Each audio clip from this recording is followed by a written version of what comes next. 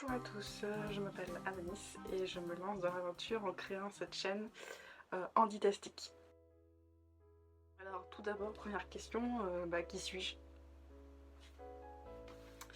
Je suis une jeune femme de 22 ans et je fais une thèse d'informatique sur le sujet de la musique et j'enseigne aussi à l'université la musique assistée par ordinateur. Ça me rend vraiment heureuse.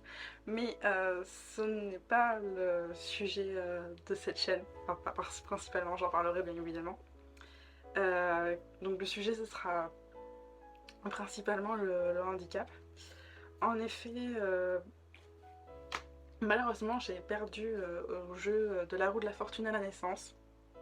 C'est comme ça, et ma mère me dit toujours, malheureusement, il n'y avait pas de service après-vente. Et oui, en résumé, je suis un meuble Ikea défectueux avec une notice complètement incompréhensible.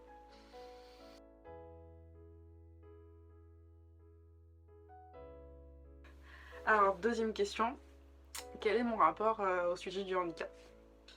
Donc, j'ai gagné à la naissance un package, comme j'aime à le dire, de tout un tas de trucs. Et j'attends déjà les commentaires qui vont dire ça fait un peu beaucoup quand même. Eh ben oui, malheureusement, c'est comme ça et personne n'y pourra jamais rien. C'est la vie. Je sais pas pourquoi. Je suis effectivement moi-même concernée par le handicap parce que je suis handicapée. J'ai un syndrome d'alerte dans l'os. Pour faire plus simple, qu'on peut appeler le SED, S-E-D. Ça va plus rapidement dans une phrase. D'un trouble de déficit de l'attention, de 10. Cependant, c'est pas une fatalité. Pas du tout. Pas du tout, au contraire, et ça j'en parlerai dans des vidéos à venir. Le handicap, c'est pas une fatalité, c'est une force.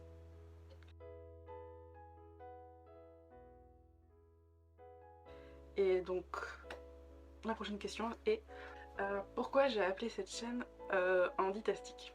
En fait, le symptôme principal du syndrome d'Ehlers-Danlos, surtout du type duquel je suis atteinte, je l'espère écrire dans une vidéo dédiée à qu'est-ce que le syndrome d'Ehlers-Danlos. Mais du coup, mon type, qui est le hypermobile, le symptôme le plus important, c'est l'hyperlaxité. C'est comme si j'étais Elastic Girl en fait. Du coup, Elastic Girl, c'est les 4 fantastiques. Donc ça vient de là, le tastic de Handitastic. Et aussi parce que les médecins, la plupart du temps, quand ils me voient arriver avec mes vêtements compressifs, qui sont des orthèses, en forme de vêtements, ils me disent toujours que ces vêtements compressifs, c'est mon costume, mon armure de super héroïne contre la maladie. Et voilà, et surtout quand on choisit la couleur noire pour les vêtements, on dirait vraiment Catwoman, donc toujours dans l'univers des héros, tout ça, donc voilà, donc c'est pour ça, Handitastic.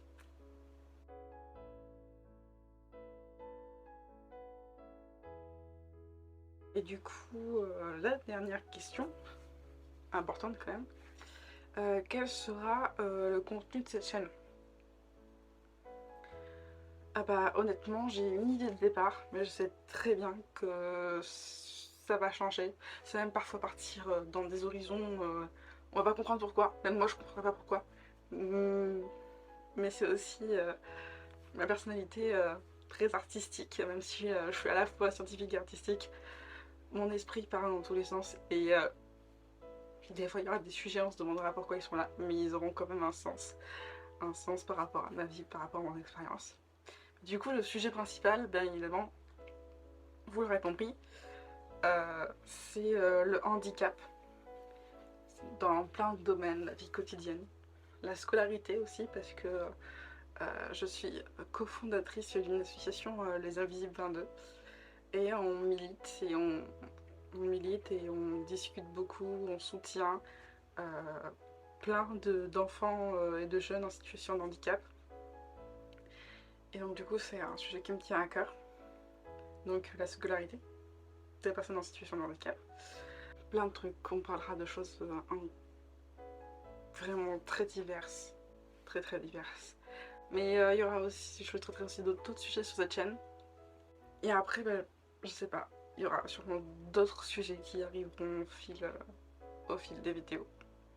Et donc, parce qu'il faut bien conclure, si vous avez aimé cette vidéo, bah, je vous invite à lâcher un petit pouce bleu, ça me fera vraiment très très chaud au cœur.